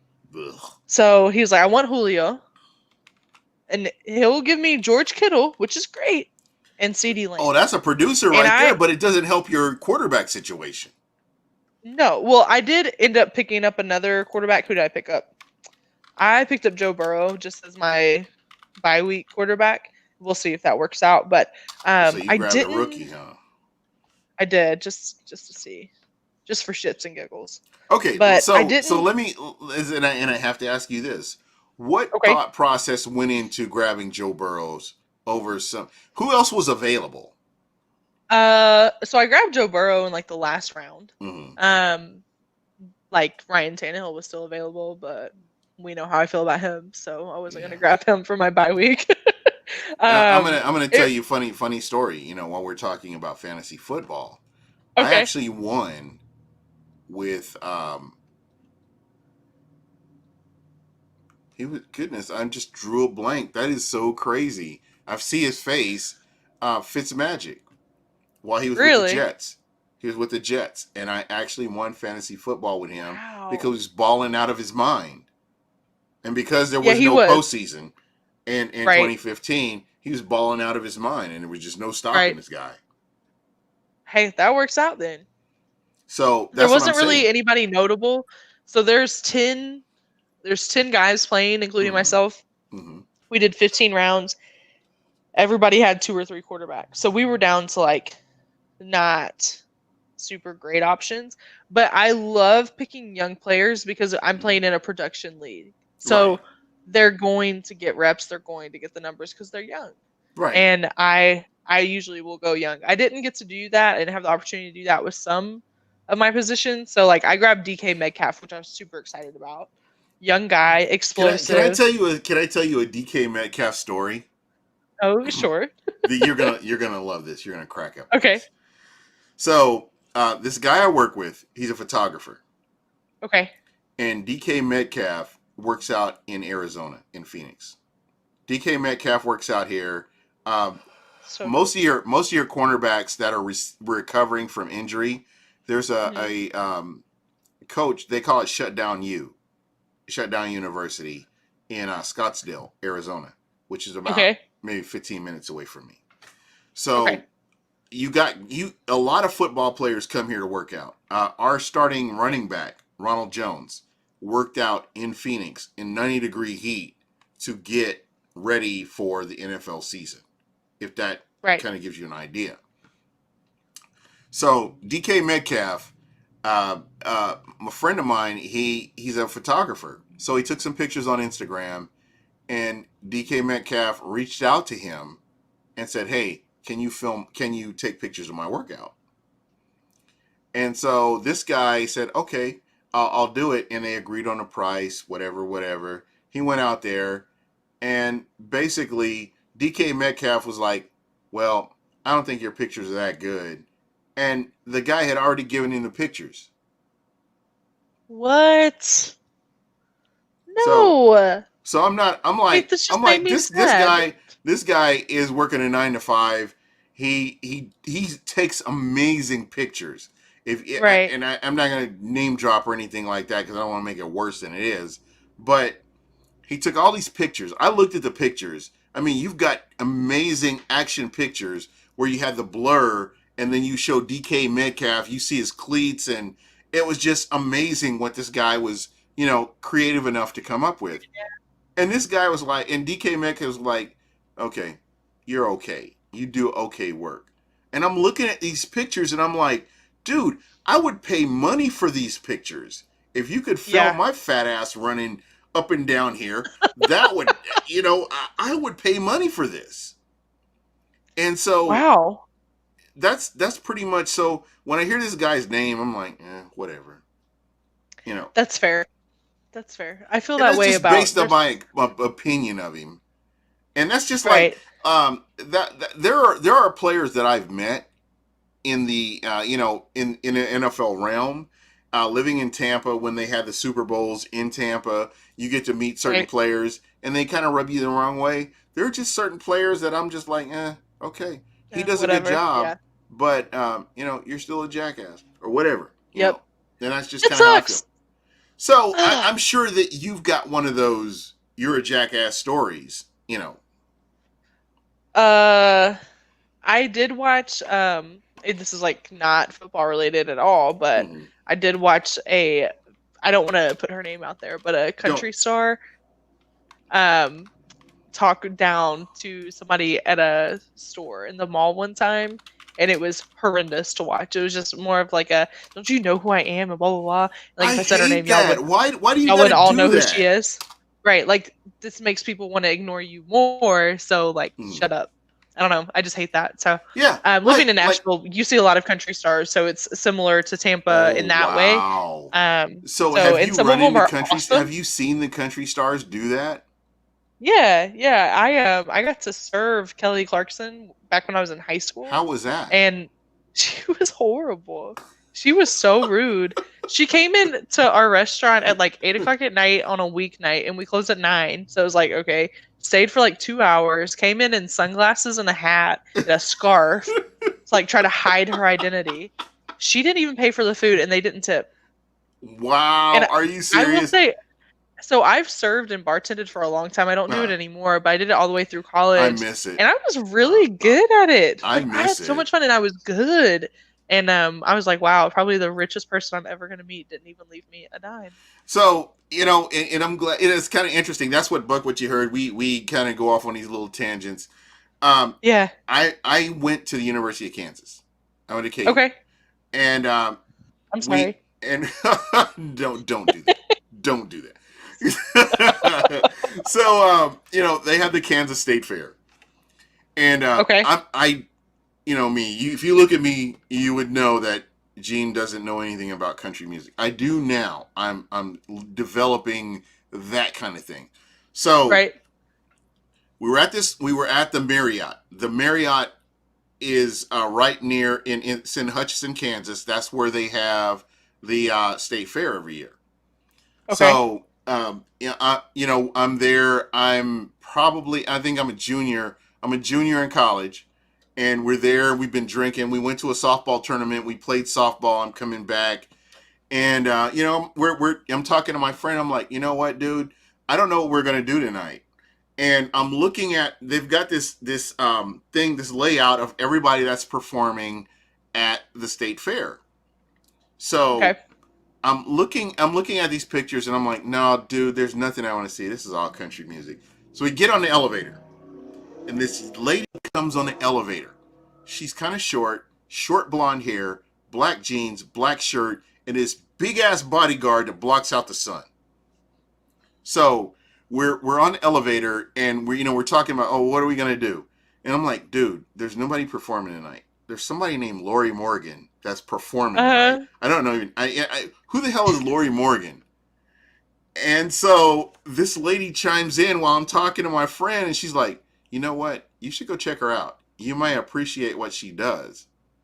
I'm like, ma'am, I'm sorry, I don't know anything about country music. She's like, well, just go see her.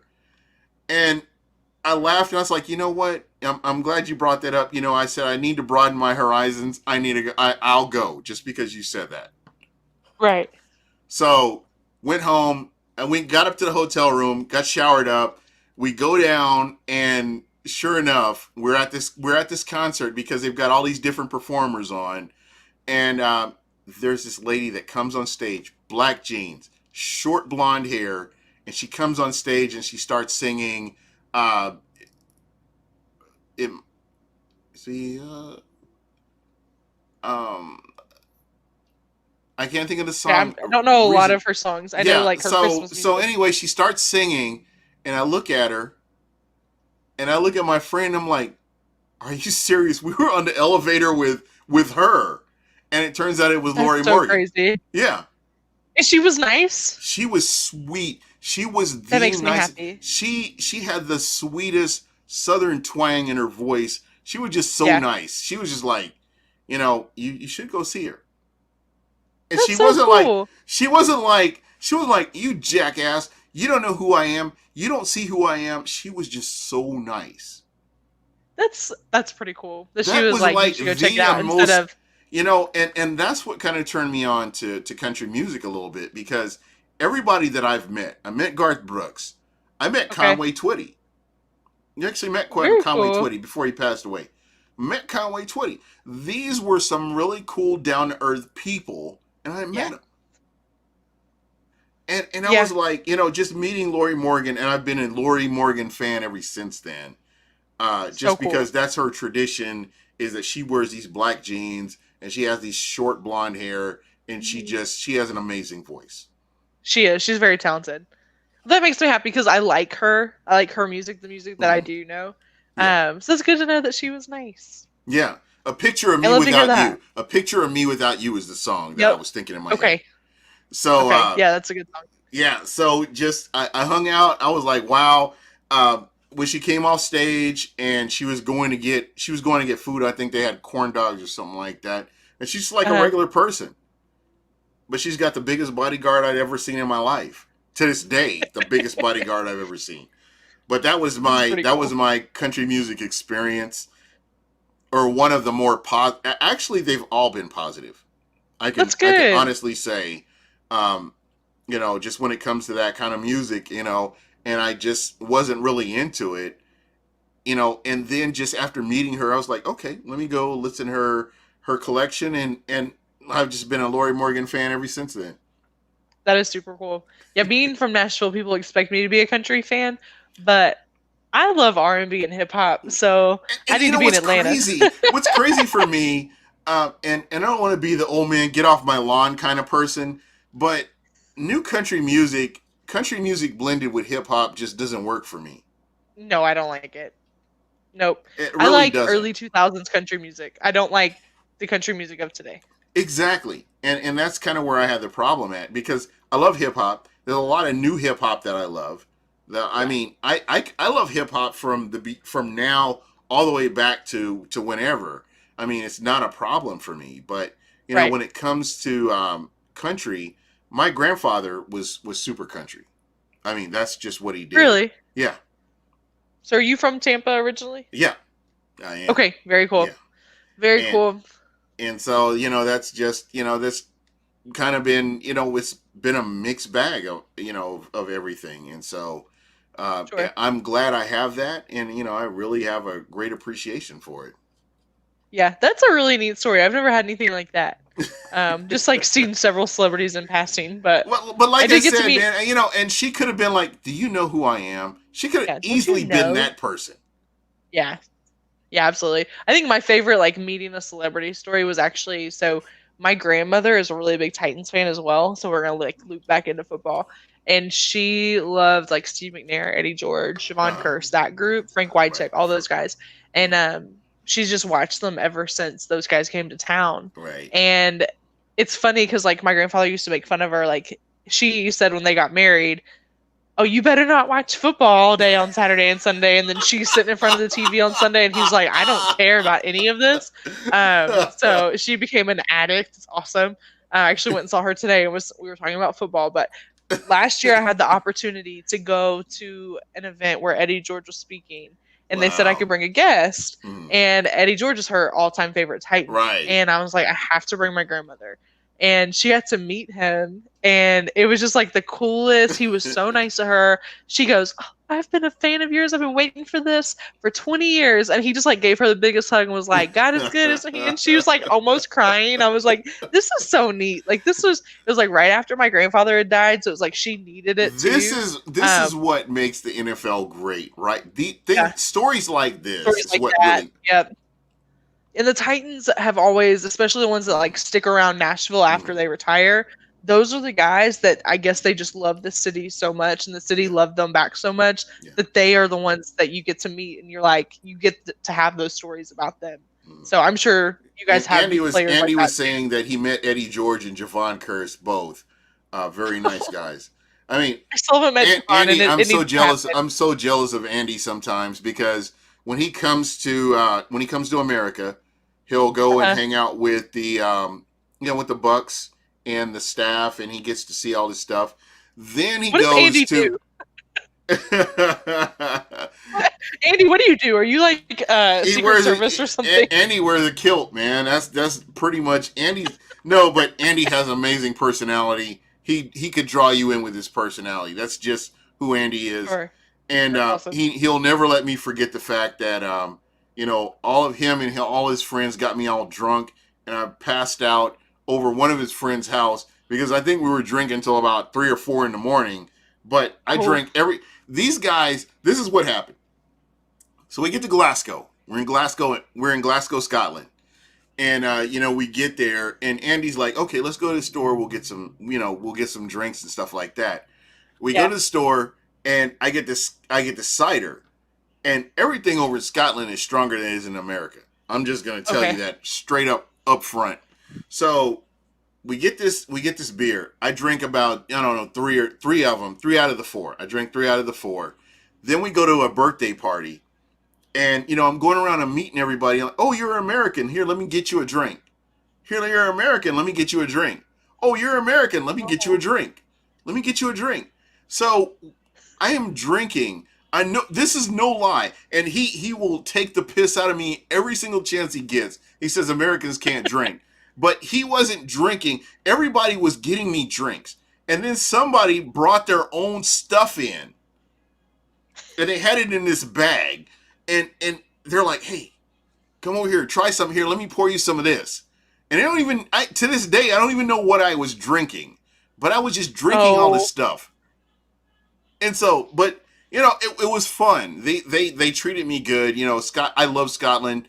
I do believe that when this whole COVID thing is over, Scotland will be my first stop. When I get to go yeah. travel abroad again. That'll be fun. Buckfast. That's what it was. That's what they got me with. That's Buckfast is Scottish version of roofies because that's what they got. Oh, Oh my god. So Andy would not drink Andy would not drink Buckfast. But he's like, "Oh, okay, you can drink it if you want to, but I'm not going to drink it." So I'm drinking this stuff, and they're pouring me why did shots you of say this. yes?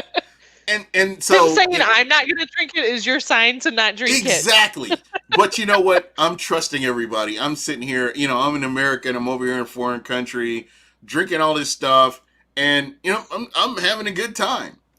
And I tell you, I promise you, it was like 1 o'clock in the morning. It started hitting me, and by that time, Yikes. the birthday party was over. We moved to another party, and then we got into a taxi cab, and everything was like kind of blurry after that. And Oh so, no. Gene was having his own party. He didn't care where he exactly. was. And so it's like 5 below 0, and we walked from his friend's house. We walked back to his house.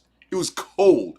I was so drunk I fell down in the snow, and then I get up and I get back. We get back to the house. Everything. I We're get all good. dressed, and then early in the morning, we got to get up and go to a soccer match, and I am hung over. I That's a mean, I'm miserable wearing place to be if you're hungover. so I'm wearing glasses. I mean, and this is one of the few days in Scotland that the sun is out. So I'm wearing Of glasses, course. and I am hung over. And he's him and all of his friends are making fun of me. They're like, "Oh, Americans can't drink. Americans can't drink," and they're just giving me grief, man. This guy is taking the piss. And I've been very lucky to know. So basically, I'm looking at his responses. So I think it was the Buckfast that did it for me because everything else I was drinking, it was pretty much staying You consistent. knew what it was. Yeah. But I knew I had an idea what it was. But as soon as I got that Buckfast, that was it. Game over. I'm And taking mental notes. Yeah, so the next time I go over to Scotland, I'm gonna have a game plan. I'm not gonna. And he said, "Gene, tell her you never spoke one word that full day." That's awesome. But you know what? This is the funny thing that he never mentions. So everybody else that was at this birthday party was hungover too. It was me and Right. him. It was me and him that we went out and went to this soccer match together. But everybody else was hungover. But I struggled through it, and again, Proud of you. I know what to do next time I go to Scotland is because And I'm glad you told me this because I've got several friends from the UK that are like, "Hey, when COVID's over, let's go." And yes, now I know if they yeah, say anything about that, I'm gonna say, yeah. "Hell no." And my stepdaughter lives in Birmingham. Okay. I don't have a problem. When I go to the UK, UK in England, I don't have a problem. I can hang with those guys. But when you go to Scotland, that's a Different game. totally different game. Totally different game. Hilarious. Andy, They you sound like a fun time. Yeah, Andy is great. As a matter of fact, we actually went to Edinburgh in Okay. 2017, and he took the train up to Edinburgh to hang out with us. And Nice. my wife and her daughter went back to the hotel or the Airbnb, and me and him hung out, and they actually do conga lines there. What? Yes, are you How serious, Ian? fun! I love that. So I'm telling you, the UK is just it is a blast. I mean, when I The was place there, to it was a be. blast. Scotland, and that's why I said Scotland. When I get the opportunity to go back to travel abroad, Scotland will be my next stop because Nice. they treated us like gold. I promise you. I have never gone across the pond, but it is on my, especially now, I'm like, I've got to see the world Yeah. because we've been So so cut off from the world. So, Ireland, I've been to Ireland, I've been to Scotland, and I've been okay. to multiple places in England. And I can promise you, you will have a great time. Yep. I got to go. I kind Yeah, of want to go now that they have NFL games in London. I kind of want to go see one in London. I think that would be cool. yeah. And what's interesting is, while we were there, I went there 2018, 2019, and 2018, 2019, 2017. Okay. And the cool thing is, there are so many NFL fans. Yeah, that's wild. Yeah, I you mean, at wear the you Brawl wear a Network, Titans we've got, hat, you wear a Titans right. hat or something like that. They will stop you and they will talk to you about football. The cool thing about this is they know what they're talking about. Very nice.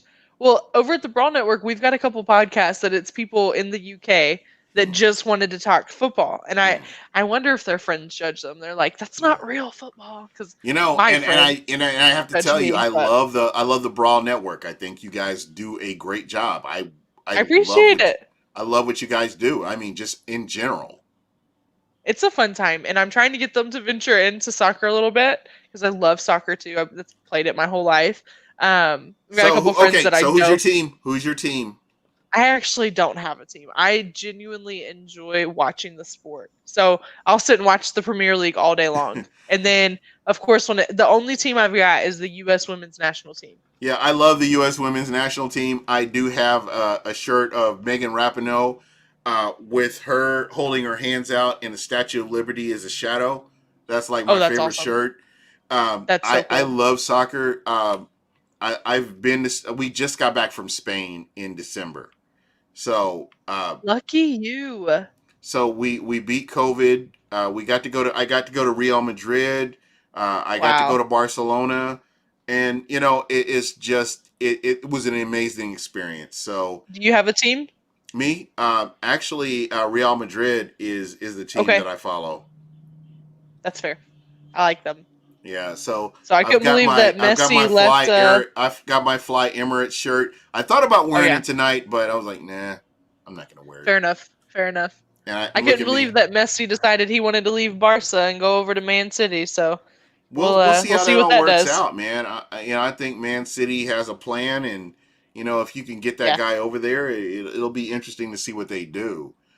sure will. But again, Real Madrid is killing it. It's They are. crazy. Yep. Just getting to go to Madrid and go to some of the and we got to talk about the Rangers. Thank you, Andy. Going to a Rangers game, I was that the tradition over in Glasgow and what that team means to Scotland and just what they've Yeah. done is it's incredible. Um, Yep. Andy was fortunate. I was fortunate enough to be with somebody who had connections to get us in there to the Rangers, to look at all the trophies they won, to look at all of the just all the medals, just the things that they've done in their existence is just incredible. That is so cool. Andy, you sound like a guy I need to know. Yeah, Andy Finley. As a matter of fact, I will link you guys up. On Twitter. He doesn't do Cool. much on Twitter. I think he's more of a Facebook guy, but I'll get you guys connected on Twitter because he's awesome. I love his family. I met his friends and his extended family, and he is just a great person. And I strive to be like him because he's just again, just everything that he represents. He's just an incredible person. That is awesome. But anyway, I know. Goodness, we've almost been talking for 2 hours. Is this crazy or Holy what? what? And It and does not feel like 2 hours. okay, 1 hour and 41 minutes. I know I'm embellishing Okay, this, that's but fair. but I have to say, I am so happy that you were able to come on. You are a wealth of knowledge, and this has been fun for me. Thank you. I have had a blast. It's always fun spitballing about football, and I'm always talking to Titans fans. So it's nice to talk to somebody outside of that world every once in a while and Exactly, just and I dip and my I toe have into the something same. else. I have the same view myself. Yeah, Again, absolutely. you are now a friend of the show. I hope to have you on again because I would love to see Absolutely. once we get into the season where's Tennessee at, where is the Right. division at and that kind of thing, or Well, just get here's my hot take of 2020. okay If hot the take. Titans if the Titans get clowny, the Titans win the Super Bowl. Here we go. So you Okay. can quote me on it. Quote Okay, me on it. it's on video. I can't, there's nothing else we can do. Okay, so my hot take is that the Bucks will go to the playoffs for the first time since what 2007. I Uh, agree. I don't remember. Um, I think it is just 2007. Tom Brady and Tom Brady's presence. I feel like Tom Brady is a player that can put a team in a position of success. Yep. Moving forward, just as you guys listeners, uh, I will have you back on again. Uh, this was great. This exceeded my expectations. Anna Lewis is a friend of Buck What You Heard. You are welcome on anytime, and we will chop it up again. That's Sounds one thing good, that Gene. I will say. My hot take, to be honest, is that there will be a NFL Super Bowl at the end of the season. Yep. I'm not happy with the NFL for not pushing the season back a month or maybe a month and a half just to have a Yeah. better product going onto the field at the beginning of the season. I'm Right. rather insulted that they did not do that, but you know Same. what? I'm on board. If that's what they're going to do, that's what they're going to do. But anyway, I agree. Anna, tell everybody how they can get a hold of you because I think you are a wonderful follow. I love what you're doing, with your podcast and with the information that you're putting out there. So tell everybody how they can get a hold of you. And before I do that, what we do before we roll out, you get a final take. So if it's whether it's world events, whether it's sports, whether it's you know growing trees, whatever it is you want to talk about, put that out there into the universe and let's do that. Okay, cool. So you guys can find me on Twitter at Anna_List35. Go ahead and check out the Brawl Network at Network Brawl and at Titans Brawl, specifically where I write and cover a lot of stuff. Those guys are doing big things. So come follow me there and I will follow you back. And I guess my final take is I just with everything that's gone on this week, I have been very into all the social movements that are happening. And I would greatly encourage everyone to go vote and let your voice be heard because the shit that's going on in this world has to stop. And I think legislation can help stop that. And no matter what your opinion is, I don't care if you agree with me or not. I hope you do. But Black lives do matter, and Black lives need your vote. So go to the polls, get it done in November. That's my final take. All right. Hey, my final take is, this just proves is what I've been saying. Podcasts are the way of the future. This is one of those things that I really believe that we can all come together. We're all a collective unit, and we should Yep. all work together to make things better. I believe radio is dying. I believe cable is dying, and there are just so many things that so much information that you can get from people that do podcasts, what they call fringe media. Yep. I think this is where the sources should be, and I think this is the direction that everything is going. I love what Tampa is doing, inviting fringe media to come to camp, to be involved into press conferences and stuff like that, giving press credentials to what they call fringe media. But again, this is something that's exciting to me. Being able to unite with different podcasts, different people with different teams, and I think this is important. I think this needs to continue. And if you do have a Yep. podcast, it's something that we all need to come together and work together. This is not a competition. This is more of a community. So that's pretty much where Yep. I'm at. But I anyway, love that. Yeah. this is pretty much it for me. Anna, thank you so much. I will have you on again. If I could grab you again next week or week after, or whatever, I would be so happy to have you on again. You have been wonderful. I appreciate it. I will be back for sure. All I've had right. a lot of fun. All right, guys. That's pretty much it for me. Andy, Will the Brewer, and everybody else that's been listening, thank you so much. You're appreciated. Shooter in the Stash, Neil L. Guys, thank you so much. And we are out of here.